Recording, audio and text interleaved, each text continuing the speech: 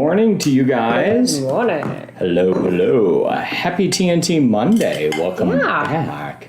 We had a great weekend. Yeah. It's awesome to see you guys today. So we're tuned in here for TNT. TNT stands for This and That. Mm-hmm. And it's a real estate news TV show.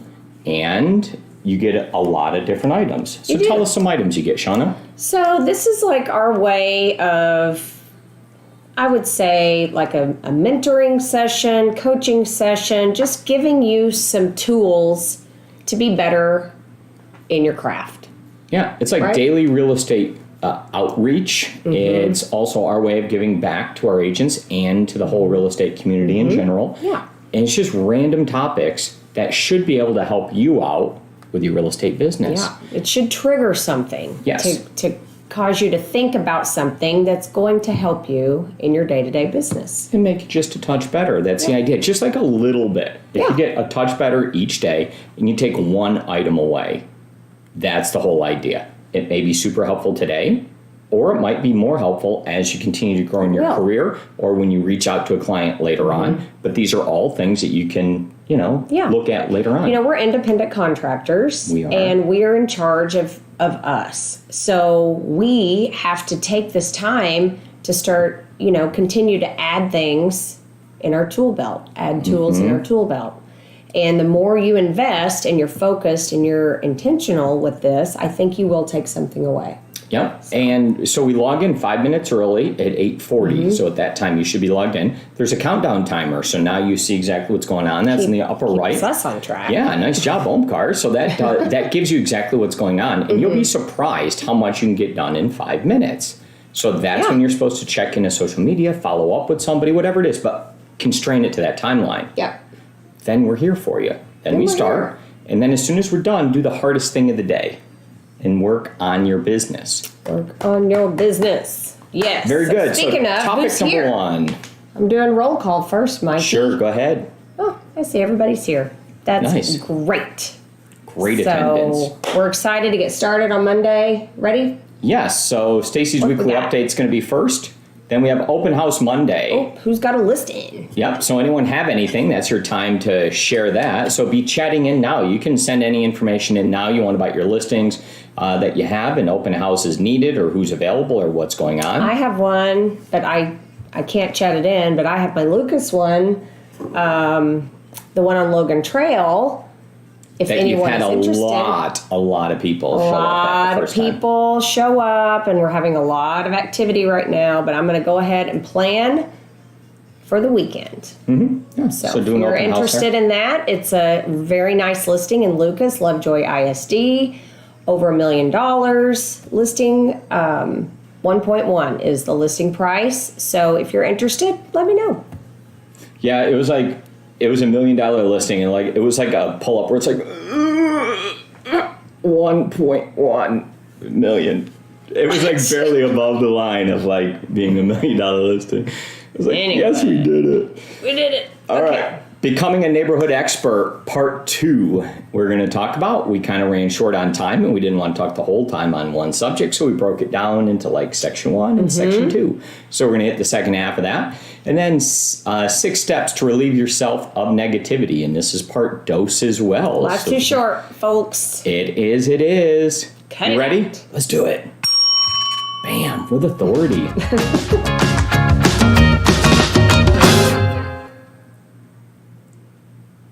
It's time for Stacey's weekly update. I love this. All right. This makes my whole week just better. Okay. Get to start out like this. Let's do it, Stace. Hey, good morning, Acquisto Real Estate family and everyone who's joined us for TNT today. I hope everybody had a beautiful weekend.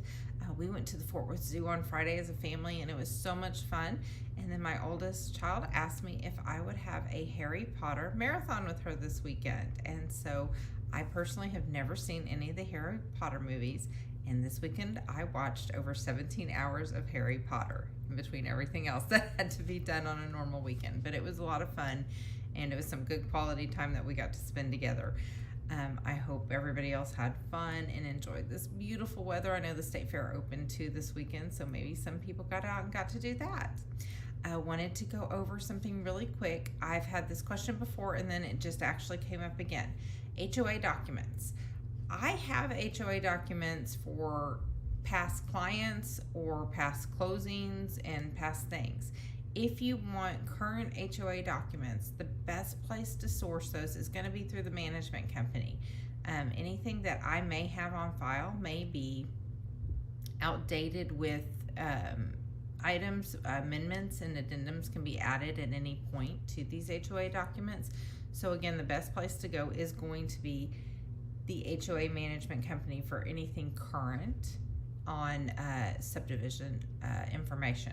So if you need help with that, happy to help you find out who that is, but that's going to be your best place for information, not potentially a document that I have that may be a few years old. So let me know if you have any questions about that.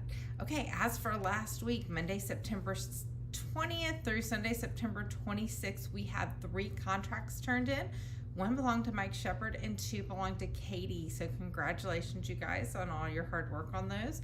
And then we had 4 closings last week. 2 belonged to Hannah, 1 belonged to Susan, and 1 belonged to Shana. So way to get those things done. You guys, I'm here if you need me, and I look forward to talking to everyone. Thanks, Stacey. That's great. Yes, the HOAs are also supposed to have these documents readily available on their websites. So, not sure about that, but I know, as we know, the legislative session, last legislative session, a lot of HOA rules and updates came from that. So, I think we're going to see more transparency, which is good. Sounds good to me. And I was kind of cracking up a little bit because Shana loves the idea of going to the state fair. I've never, ever been to the state fair. So if anyone wants to take Shana to the state fair, please Mike take won't, her. No, I won't take her. No, it's just like one of those things that we kind of mess with. And she always wants to go. And we never So you know go. what that means? Neither of our children. We've never been to the state fair. Just one of those Maybe things. we're a little overprotective and when they were little, and then we got busy as they got older. We've just never been. It's weird. So, plan a date with Shana and take her to the state fair. Corn dogs. Yeah. He's in. Enjoy yourselves. And Stacey, that was amazing that you spent the time with your daughter. Those are times that you won't forget later in life. So, totally encourage that. That's amazing. For sure. All right. Okay. Thank you, Stacey. Thank you.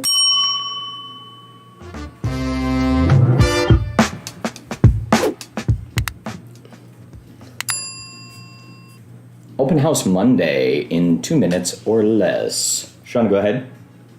1204 Logan Trail, Lucas, Texas. Saturday or Sunday, not picky. Let us know. Let me know if you guys are interested in hosting one, and we'll get it set up. It's a great property. And if you happen to be an agent that has open houses that you would want some coverage on, go ahead and chat that in right now. This is when we kind of hook everybody up here together to say you're available or you have one or you need one or whatever that happens to be. But we want to ensure that they're all scheduled today so that we're ready for the weekend. Yes, today. Right? Like we don't want to mess around. It's a routine. You see how you keep people on track here. Yes. And then by the end of the week, they're all ready, they're all managed, whatever it happens to be. So this is the time when we can coordinate. Not cramming at the last minute. Yep. Good. Sounds good. Anybody, just reach out, let me know. Saturday or Sunday, doesn't matter. If I have 2 of you, we can do Saturday and Sunday. Now, last time you did it, you had a huge response, Yes, right? this is a community that has new construction in it. They have Southgate Homes and couple other builders in there, and so you're getting a lot of that traffic as well. So it's really good. It's a good opportunity. There you go. Now, I've typically not been a big fan of open houses over the history of like real estate, right? So I mean, if you talk like how many people normally show up in an open house, you normally like over a 10 or 20 year time frame, right? And you say average. Yeah. Like typically it's one semi-interested person, maybe, and one nosy neighbor or person with an agent or somebody that can't afford it or whatever it is, and that would be typical. Now it's like boom, flooded. Well, people are I would say today's buyer goes out, it used to be the statistic of buyers are looking online first before they even engage with the realtor. I think they're looking online, attending open houses, then reaching out to an agent. So, I know that it's easy. You can always look at it glass half empty or glass half full. So you can say, these all had a realtor, or this happened, or that. But you know what? All it takes is one. And what you're doing, even if they have a realtor, call that realtor, make a connection with them, let them know their client came in. And if there's any, they expressed some interest. And if there's anything you could do to help her in turn get an offer in, you would be more than happy to. So, let's not look at it as the low-hanging fruit. We want to get a client close and have that mentality. Look at it as every person that walks through the door is an opportunity in some way, shape, or form, whether it's to get acquainted with another agent, which I find very beneficial.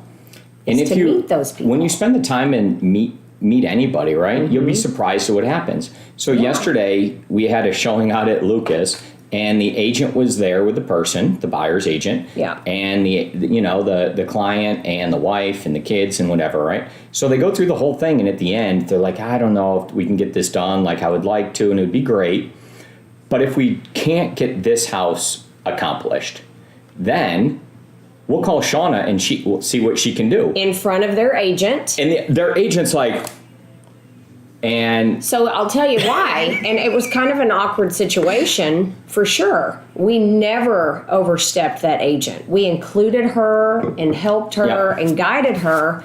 But what she's done twice now is this is a multi-million-dollar property.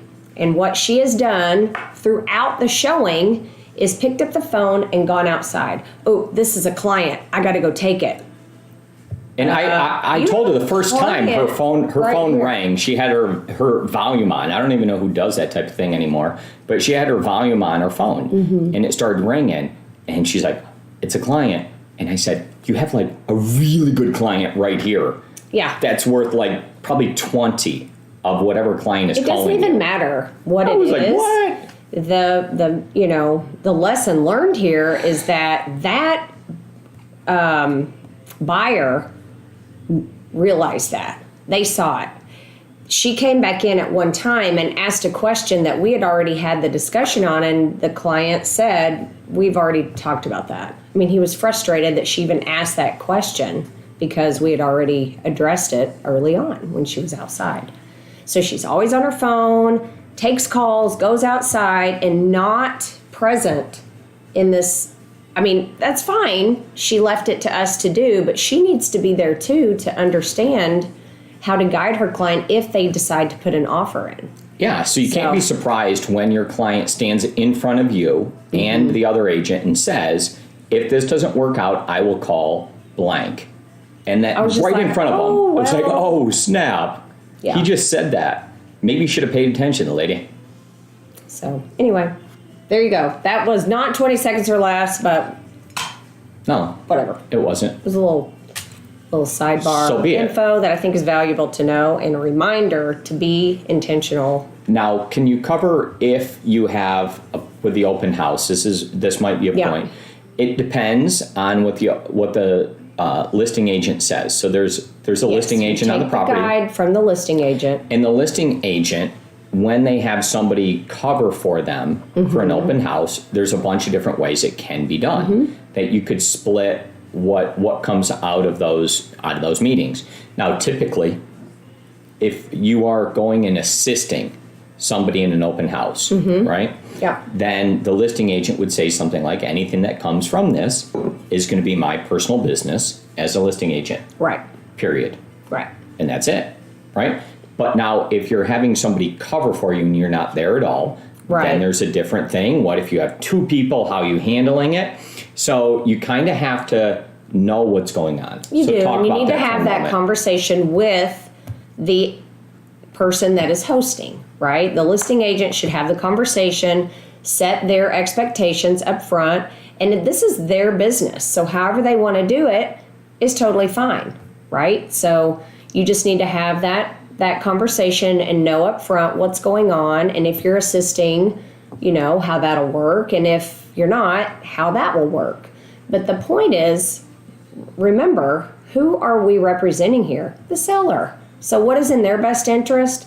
To have it open as much as we can. And if you can't be there, don't let the seller suffer. We have a great group of people here, agents, who will be happy to host for you. So there you go. Yep. Well, that brings us to a close. Hit the bell. Are we done? Are we going to cover any of these? Yeah. Well, it's 9. Yeah. We'll cover 1. Okay. Becoming a neighborhood expert, part 2. We previously covered this topic in part, but it was such a good one that we were like, let's get down and drill into it just a little bit more. Okay? Yeah, this one's good, talking about being a neighborhood expert. So this weekend on Saturday, Yes. Jody and I attended, they had the Rail District, which is in Frisco. The downtown Frisco area has been renamed the Rail District because there's a rail road that goes through there. They had a tour, and they Okay. had a tour of homes that had been renovated in that area. So we attended. We met a lot of great people, homeowners, other agents, and we really got to know. I've lived in Frisco a long time. Jody's lived in Frisco a long time, but we really went down into that area and got to know the area The neighborhood, and the right? neighborhood Yeah. and the people and, the community. And I learned a lot. I don't go down there all the time anymore.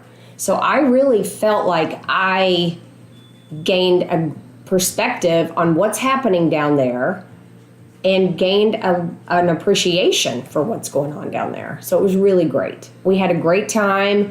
We went to lunch at a local restaurant down there. We shopped in the local boutiques down there. You ran And into agents you know. We ran into agents we know. It was really awesome. Did you see any past clients or anything like that? It's crazy how often you run into people you know. We did not, but we met some people that had moved here from Ohio, just reaching out and engaging and talking to people. And, Jody found something in common with just a random stranger. So it was really good.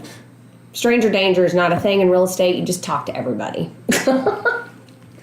Anyway, it was really good, and we had a great time. The weather was beautiful, and I think that's a really good way to becoming a neighborhood expert, is going down there and walking the streets and understanding what's going on.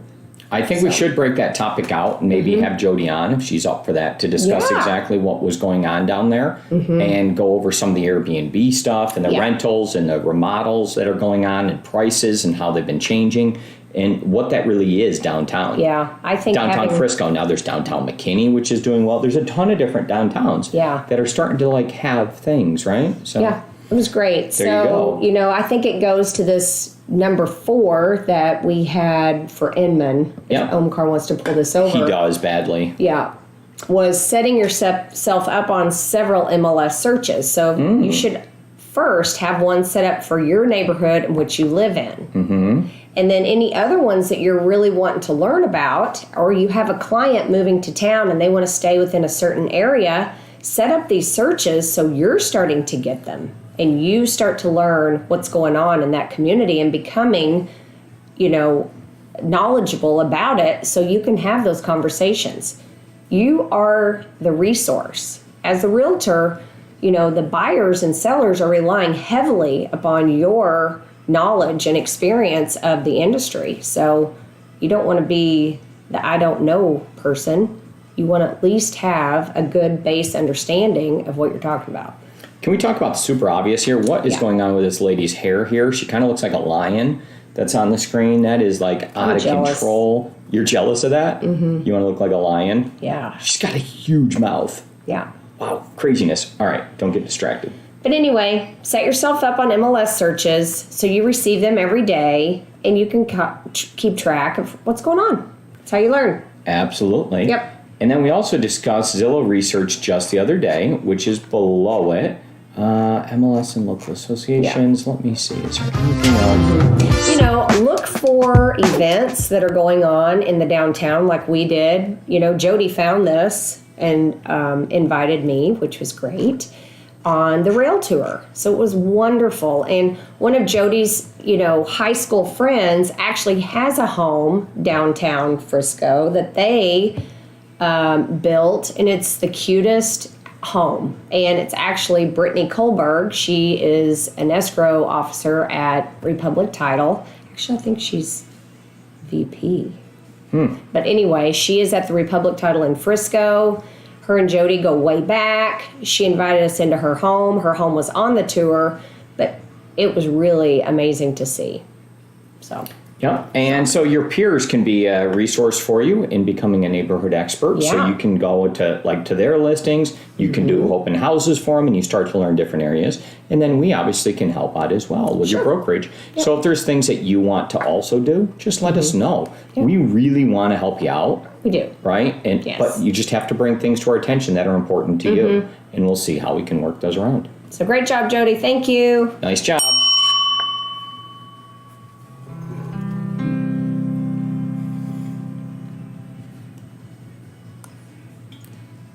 Today's real estate word of the day. No, hey, we've already done this loan originator. That's it. No, we've already done that one. We just did the other day. I thought it was home inspection. I don't even know. That's a wrap. Well, that's all, folks. That's a wrap. We kind of jumped around there just a little bit at the end. Should have been a touch more like laser focused on that one. We did the rap dance. But it is what it is. Okay, We're done. we're done. We're done. See you tomorrow. Well.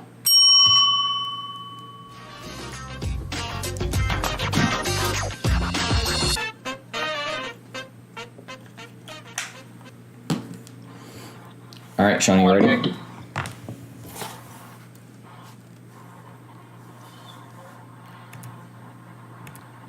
Are we supposed to do this? Only one topic today, becoming a neighborhood expert. Becoming a neighborhood expert. Okay. Yeah.